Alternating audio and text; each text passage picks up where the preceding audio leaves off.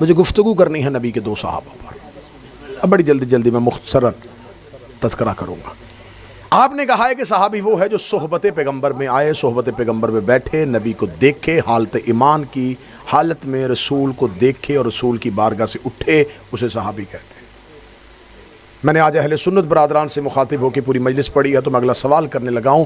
اگر صحبت رسول میں بیٹھنا صحابی ہونے کی دلیل ہے تو حضرت اویس کرنی کے بارے میں آپ کا کیا عقیدہ ہے؟ حضرت اویس کرنی نے تو نبی کی صحبت نہیں پائی.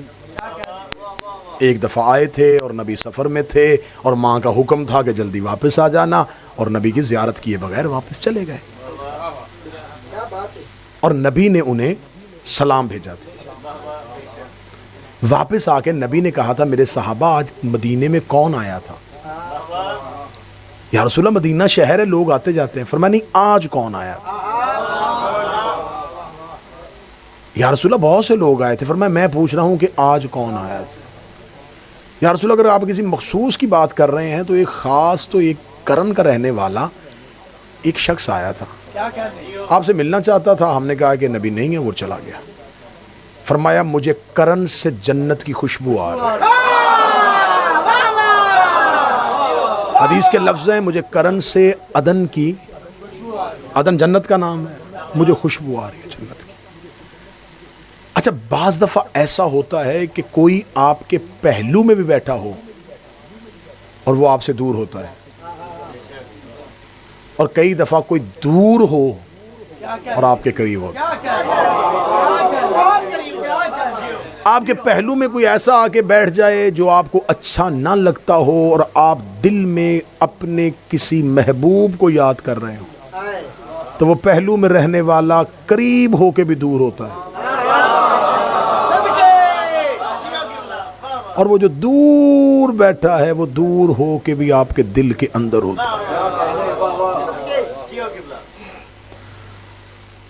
خوبصورت منظر ہو، ندیاں بہہ رہی ہوں، آبشاریں گر رہی ہوں، اور پھول کھل رہے ہوں، اور درخت پھلوں سے لدے ہوئے ہوں، اتنے خوبصورت منظر میں آپ کے ساتھ وہ ہو جس سے آپ کو بڑی نفرت ہو. اب مجھے بتائیں کہ یہ منظر آپ کو کوئی کسی قسم کا اٹریکٹ کرے گا؟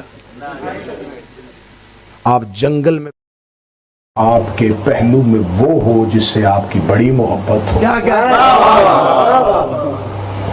یہی وجہ ہے کہ چلے میں آپ کو آسان کرنے کے لیے بتا دیتا ہوں، آپ جنت میں ہو اور علی نہ ہو،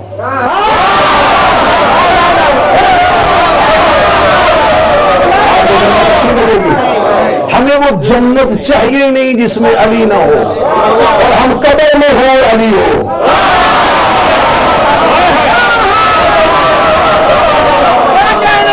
جس سے لوگ وحشت کھاتے ہیں وہ جنت ہو جاتی ہے، کیونکہ جس سے محبت ہو اس کا قرب منظر کو تبدیل کر دیتا ہے. اویس قرب میں نہیں تھا، نبی کے دل میں صحبت پیغمبر کو نہیں پایا. بچوں کو سمجھانے کے لیے اویس کرنی کیا صحابی تھا، کیا معیار تھا حضرت اویس کرنی کا. حضرت اویس کرنی جب رسول کے بعد پھر آ گئے تھے مدینہ میں تو ایک صحابی نے پوچھا تھا اویس کرنی سے، اویس تم نے کبھی نبی کی زیارت نہیں کی تھی؟ ہم نے تو بڑی دفعہ زیارت کی تھی نبی کی. جب اویس کرنی نے اس کی طرف دیکھ کے کہا تو نے نبی کی زیارت کی ہے؟ کہتا بہت دفعہ کی ہے. کہتا مجھے بتا کہ نبی کے دونوں ابرو آپس میں ملے ہوئے تھے یا علیحدہ تھے؟ کتاب کے جملے ہیں کہ صحابی نے کہا ہم نے اتنے غور سے کبھی دیکھا نہیں. اویس نے کہا میں تمہیں بتاتا ہوں کہ نبی کے ابرو ملے ہوئے تھے. اویس تم نے دیکھا نہیں، فرمایا تم ان آنکھوں سے نبی دیکھ رہے تھے، میں اس آنکھ سے. یہ ہے محبت اویس. اب میرا اہل سنت بھائی، جس اویس کو صحبت نہ پا کے نبی نے اتنا اعزاز دیا، آپ ہمیں بتائیں اس اویس نے جنگ صفین میں کس کے لشکر میں کس کا ساتھ دیا؟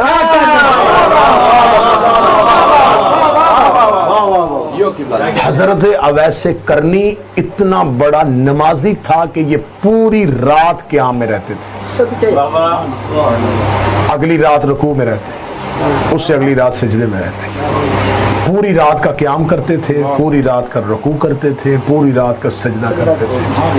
اتنا بڑا یہ اللہ کا نمازی اور نبی کا عاشق تھا. پوری رات قیام کرنے کے بعد جب سورج طلوع ہونے لگتا رو کے کہتا میرے اللہ معاف کر دینا، تیری رات چھوٹی تھی، میری عبادت مکمل نہیں. اگلی رات کا رکوع کرتا اور اگلی رات کا سجدہ کرتا. اتنا بڑا عبادت گزار نبی کا یہ صحابی. جب امیر المومنین صفین کے میدان میں گئے تو امیر المومنین جب صفین میں پہنچے تو امیر المومنین نے حضرت عبداللہ ابن عباس سے کہا، کوفہ کے قریب، کوفہ اور وسط ایک شہر ہے، اس کے درمیان میں ایک جگہ منزل ذی وقا. علی نے فرمایا کہ عبداللہ ابن عباس وہاں سے 1000 کا لشکر علی کی نصرت کے لیے آئے گا. عبداللہ ابن عباس نے اس طرف دیکھنا شروع کر دیا. تھوڑی دیر کے بعد ایک لشکر پہنچا اور اس نے آ کے کہا ہم علی کی نصرت کے لیے صفین میں آئے ہیں. عبداللہ ابن عباس نے لوگوں کو گنا تو 999 لوگ تھے، ایک کم تھا. عبداللہ ابن عباس نے ابھی دل میں سوچا کہ علی نے کہا تھا 1000، اس لشکر میں ایک کم ہے. یا علی گھوڑے سے اترے، عبداللہ ابن عباس کی کمر پہ ہاتھ رکھا، وہ پہاڑ پہ دیکھ میرا ایک اور ناصر آ رہا.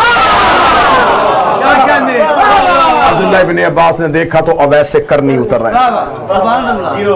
حضرت اویس کرنی کا آنا تھا. حضرت اویس کرنی بالکل نماز کی حالت میں تھے اور حضرت اویس کرنی کے غلام نے ان کے لیے مصلی عبادت بچھا لیا. وضو کا برتن اویس کے ہاتھ میں تھا. اویس وضو کر رہے تھے جب صفین طبل بج گیا. جنگ کا طبل بجنا تھا. اویس کے کان میں آواز آئی. اویس نے غلام سے کہا یہ کس چیز کا طبل بجا ہے؟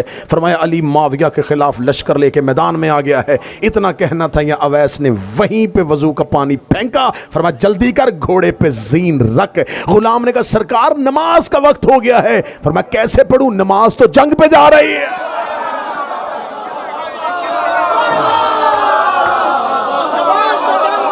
نماز تو جنگ میں جا رہی ہے. صفین میں حیات طیبہ کتنی تھی اس نبی کے بوڑھے صحابی کی؟ 91 سال. 91 91 سال کا بوڑھا صحابی کھڑا ہو گیا تھا صفین میں آگے سامنے، لشکر کے درمیان میں آگے کھڑا ہوا تھا. میری کوشش تھی کہ آج حضرت اویس اور حضرت عمار یاسر پہ بات ہوتی. وقت زیادہ بیت گیا. انشاءاللہ کل حضرت عمار یاسر پہ بات ہوگی، مقداد پہ بات ہوگی، مالک اشتر پہ بات ہوگی، محمد بن ابی بکر پہ بات ہوگی. ہم بتائیں گے کہ ہم کن کو مانتے ہیں.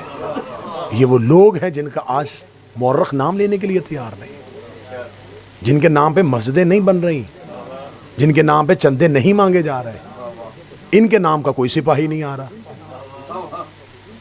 کیا یہ رسول کے سپاہی نہیں تھے؟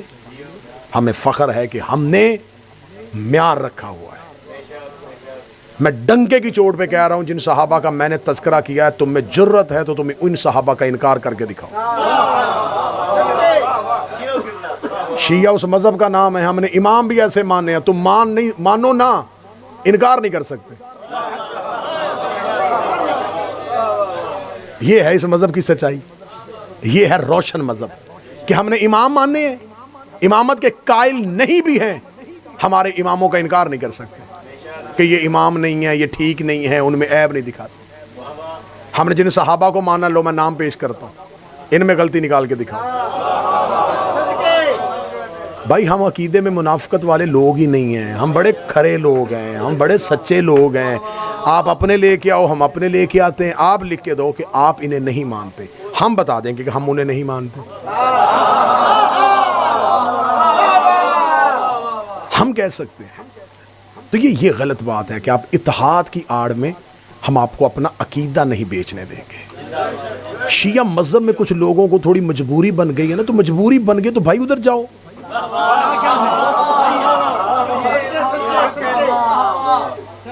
ہم ممبر پہ آ کے تقریر کرتے ہیں، ہمارے خلاف تقریر شروع ہو جاتی. نہیں چاہیے، یہ ایسی باتیں نہ کیا کریں، قوم میں تفرقہ پیدا ہو رہا ہے. تو پھر رسول کو کہنا تھا کہ غدیر میں اعلان نہ کرتا.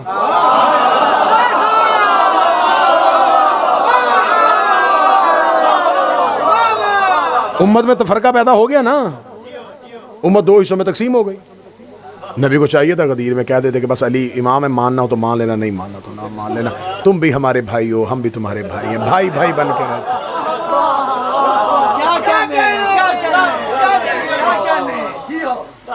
لیکن یہ نہیں ہونے کا، دو نمبری نہیں کرنی ہے آپ نے. آپ یا ادھر جائیں. شیعت درمیانے رستے کا نام نہیں ہے. شیعت میں کبھی ہو کبھی نہ ہو نہیں. شیعت میں یا علی ہوتا